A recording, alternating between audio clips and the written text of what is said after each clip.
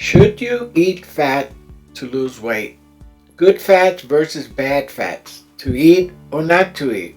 This is a report on saturated fat versus unsaturated fat. Are you living in 1977? In 1977, the Dietary Goals for American 1977 report proposed increases in carbohydrate intake and decreases in fat, saturated fat, cholesterol, and salt consumption was never proven to be true.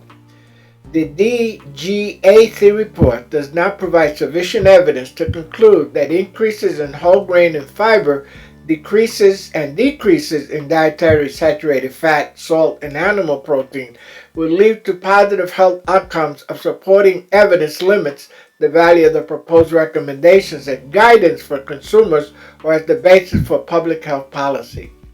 It's time to re-examine how U.S. dietary guidelines are created and ask whether the current process is still appropriate for your needs. Current research is negating the DGAC report. You know, when the low fat started, like in the 1939 or so, it helped the world get fatter and sicker. If you look back at what's going on, and we're having this epidemic of obesity around the world, it's when it was introduced to go with low fat and to give up the food that the humans have been eating for thousands of years. And they were wrong. Modern research has shown that the 1977 report was not backed by science, and we are still being told to avoid saturated fat to reduce heart disease risk. Dr. Atkins was one of the first to show that fats help you lose weight and that low-fat, high-carbohydrates diets increase weight. If the low-fat diet were true, we would not have the current worldwide obesity epidemic.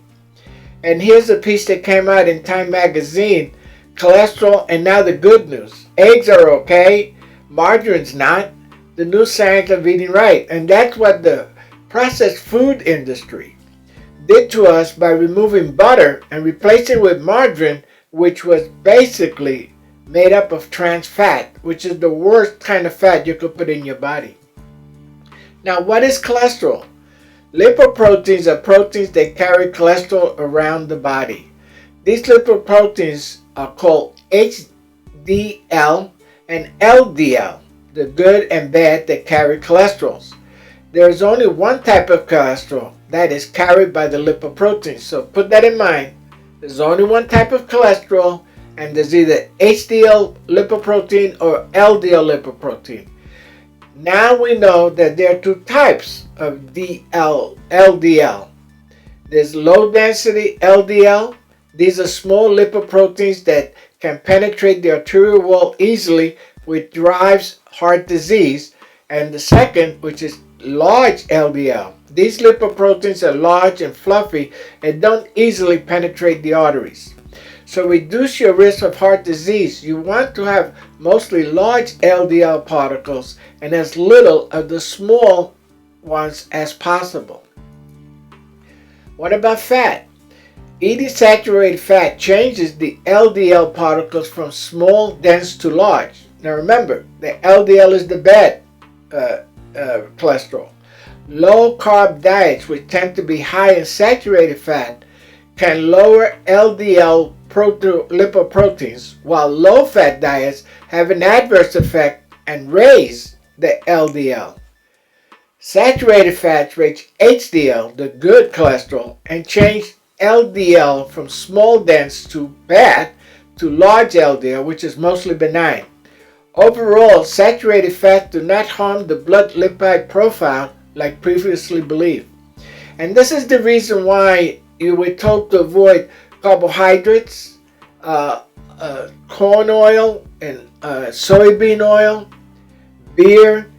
All those carbohydrates, the minute they enter your body, they get turned into fat, the bad fat. If you eat avocados, chicken, lean beef, coconut oil, olive oil, these are good fats that help your body maintain its health. What is heart disease? Current research is showing that there really is no link between saturated fat consumption and heart disease. The biggest and best studies on saturated fat and heart disease show that there's no direct link. It was a myth all along. Just like the myth that butter was bad and margarine was good.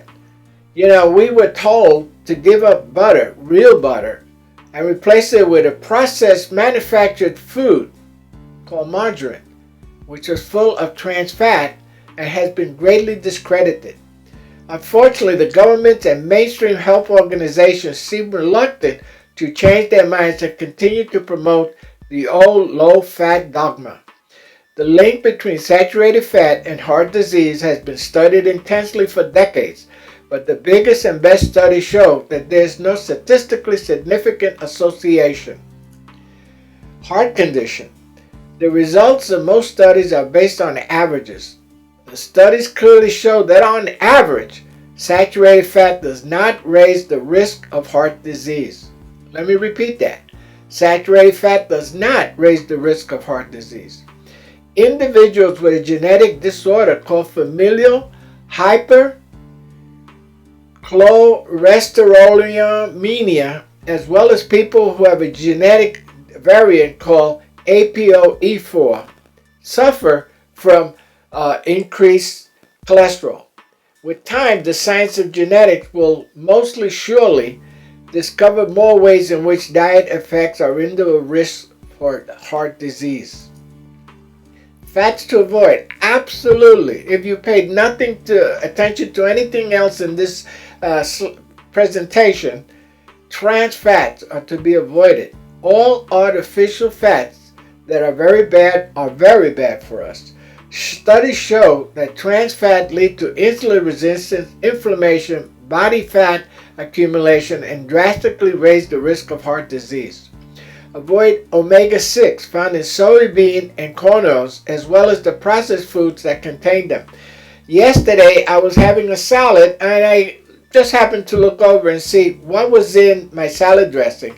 And lo and behold, it was soybean. So now I know I have to get rid of that. And when you go shopping, look to see if there's soybean oil or corn oils in the food you're consuming. Americans consume too much omega-6. Bad typical diet, too much omega-6, and just a small percentage of omega-3. Good ideal diet, equal omega-3 and omega-6. And this is why every morning I take a fish oil supplement in the morning and I take one at night before I go to bed. Unproven fat myth. Humans have been eating saturated fat for thousands of years, but the heart disease epidemic started only recently due to processed foods.